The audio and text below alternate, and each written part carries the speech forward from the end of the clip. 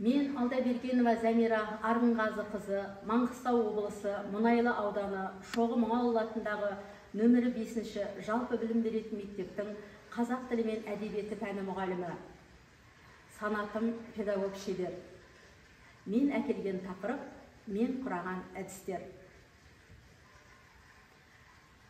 Қазақ халқының көрнекті ғалымы, ұлт ұстазы Ахмет Байтұрсынов жақсы дерлікте, жаман дерлікте бір әдіс жоқ. Олақтылық белгісі бір ғана әдісті білу, шеберліктің белгісі түрлі әдісті білу, керек орында жоқ әдісті табада білу, қолына келу. Мұғалім әдісті өзі көп білуге тырысу керек. Оларды өзіне сүйеніш, қолғабыс ете білу керек. Оларды өзіне сүйеніш, қолғабыс қылу арқылы қолдана білу керек деп жазған болатын. Сабақ мақсатына жету үшін кейде дайын әдістер сәйкес келмеген жағдайда өзім шығармашылықпен әдіс ойлап тауып, оны қолданып келемін.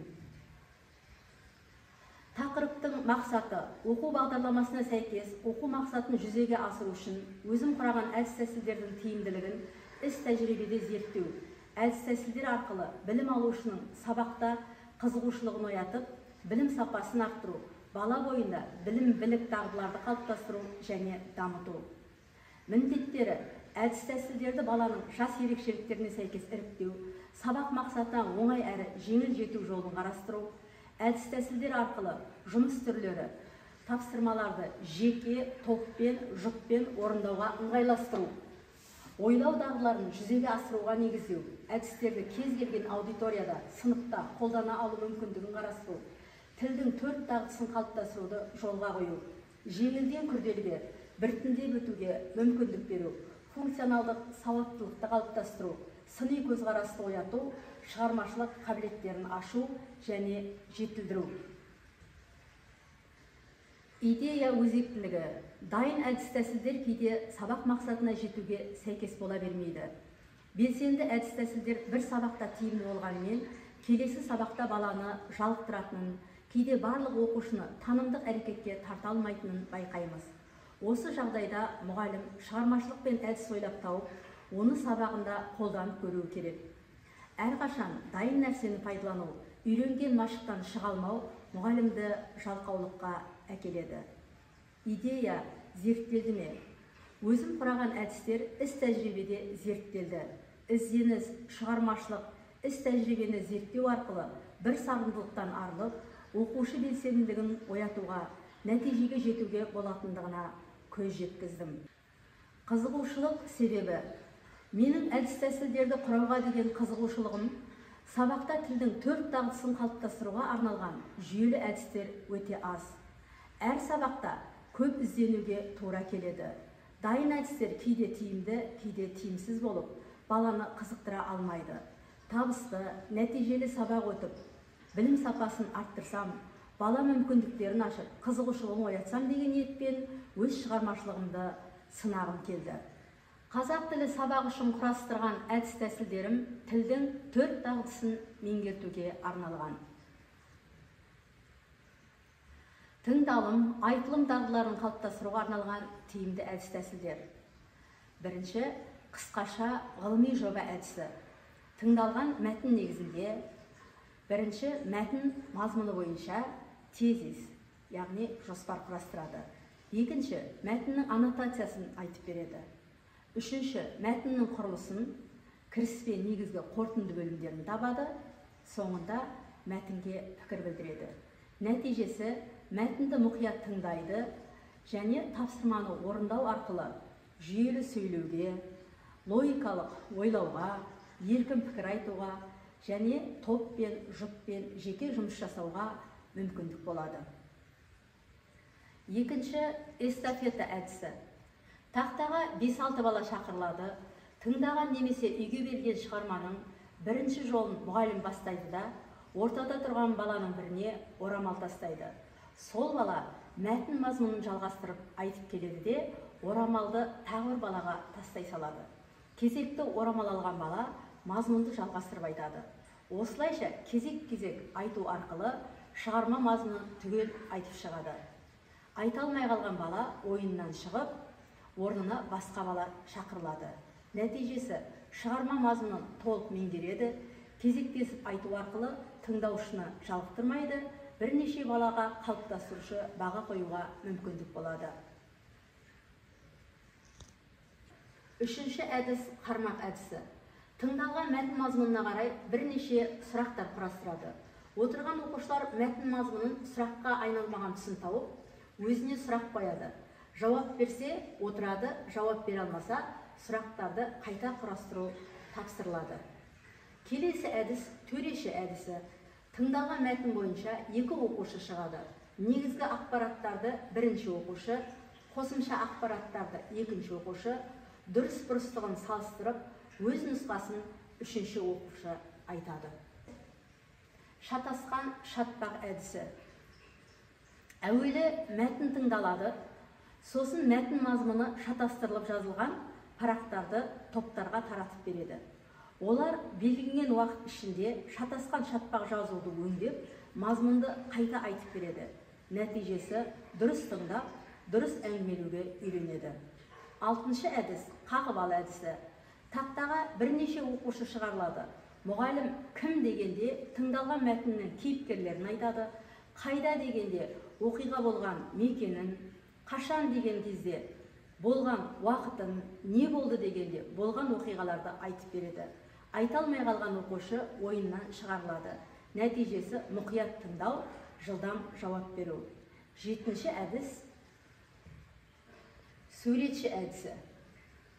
Тыңдалған мәтін мазмұны бойынша оқушыларға сурет салу тапсырылады. Салған суреттерінің мазмұнын әңгімелеп береді. Нәтижесі тыңдау, сурет салу, әңгімелеуге үйренеді. Сегізінші әдіс бүтінді бөлшекті әдісі. Мәтін тыңдалады, сосын сандықша ішінен оқушылар сөйлем жазылған қима қағаздарды алады.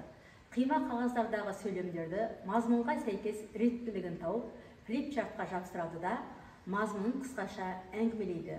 Қай топ дұрыс әрі бұрын орындаса, жеңімпаз болады. Нәтижесі дұрыс тыңдау, жылдамдық, пысықтық, жүйелі сөйлеуге үйренеді. Тоғызыншы қамшы әдісі. Жеребе арқылы ақтаушы және даттаушы топтарды анықтап, сөзді бастайтын топқа қамшы тасталады. Қатысушылар тыңдаған ақпаратты ақтап не даттап шығады. Бірінші, мәтіндегі негізгі ойымен келісу себебін аргумент фактілермен көрсетеді. Екінші, өз ойымен көзқарастарын 4-5 сөйлеммен жеткізеді. Үшінші, қарсы топқа сұрақтар қояды. Төртінші, бір сөйлеммен қорытынды түйін айту. Нәтижесі дәлелмен сөйлеуге, нақтылыққа, қысқа, нақты сөйлеуге, өз ойын еркін айтуға, ойдан түйін шығаруға үйренеді. 10-шы әдіс бұрмалап айту әдісі. Бір топқа тыңдалған мәтін мазмұнын өзгертіп, бұрып айту тапсырылады. Екінші топ мәтін мазмұнын қалыпқа келтіріп, өңдеп айтады. Нәтижесі мәтінді мұқият тыңдап, мәтінді бұру, өңдеу арқылы сөйлемдерді жүйелі, шебер құрастыруға, дұрыс айтуға үйренеді. Айтылым, тыңдалым дағдысын қалыптастыруға арналған әдіс-тәсілдер. Айтылым, тыңдалым дағдысын қалыптастыруға арналған әдіс-тәсілдер нәтижесі. Бала мәтінді мұқият тыңдайды, мәтін мазмұнын, негізгі ойды толық түсінеді және айтып бере алады. Мәтін құрылысын, негізгі қосымша ақпараттарды анықтайды. Мәтін мазмұны бойынша оқиғаларды, кейіпкерлерді, оқиға мекенін, мезгілін анықтайды. Жүйелі сөйлеуге, өз ойын еркін айтуға, көзқарас, пікірін жеткізуге, орфоэпиялық нормаларды сақтап сөйлеуге дағдыланады. Шығармашылық қабілеттерін көрсетеді, өзін өзі жетілдіреді.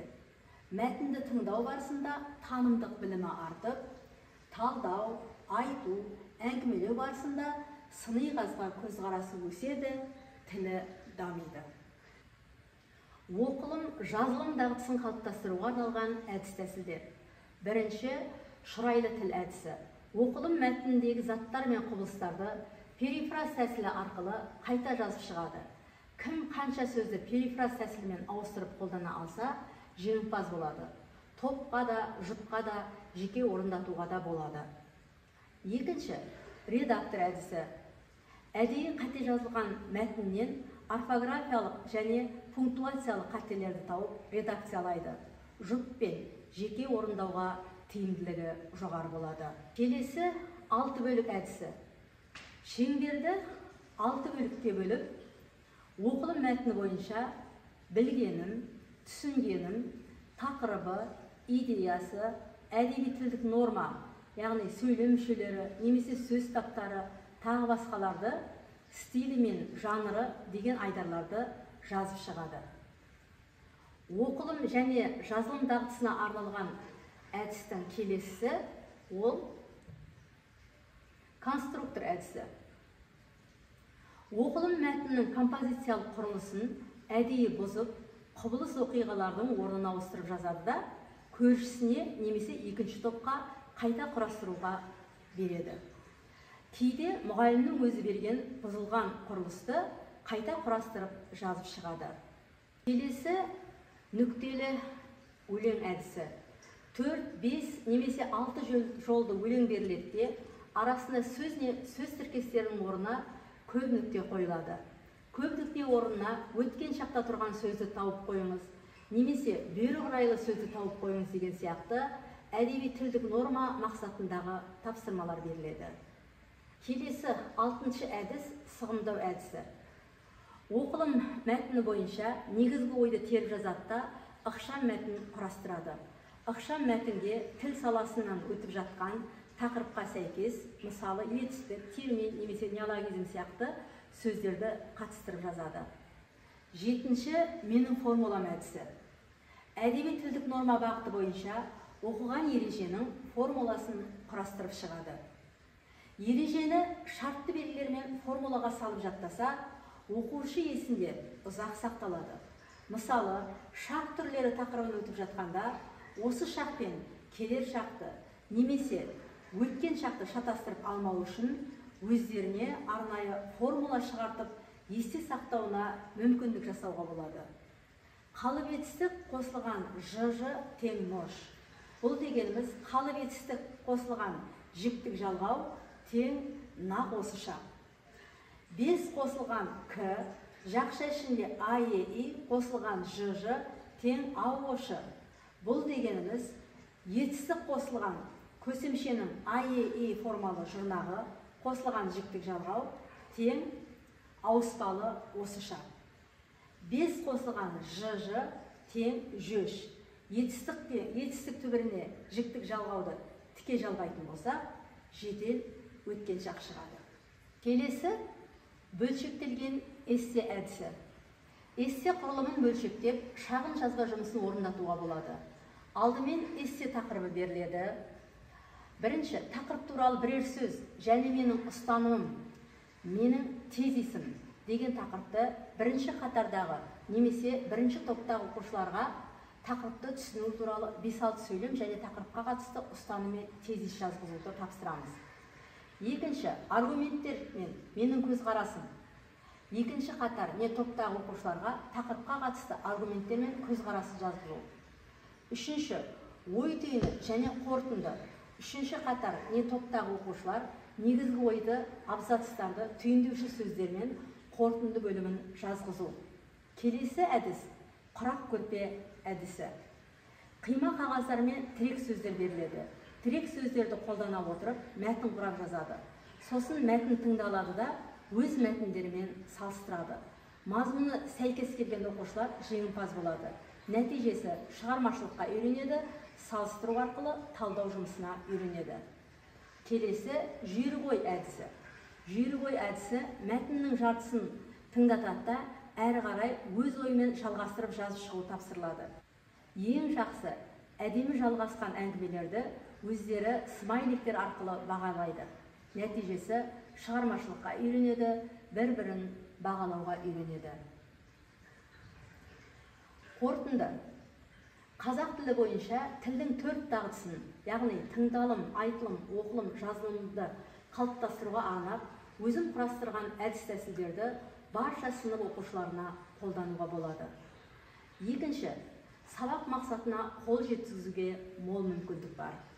Үшінші, қазақ тілі мұғалімдерінің барлығы өз іс тәжірибесінде қолдана алуға ыңғайлы. Төртінші, сабақты топтық, жұптық, жеке жұмыс түрлерін орындатуға зор мүмкіндік туады. Бесінші, оқушылар сабақтан жалықпайды, сабаққа қызығушылық оянады. Алтыншы, ақпараттарды мұқият тыңдап, оқу арқылы дұрыс, жүйелі сөйлеп, сауатты жазуға дағдыланады. Жетінші, шығармашылық қабілеттері дамиды. Сегізінші, қарапайымнан күрделіге біртіндеп көтерілу арқылы дарынды балаларды анықтаймыз. Тоғызыншы, танымдық білімдер артады. Оныншы, білім сапасы көтеріледі. Тыңдағандарыңызға рахмет.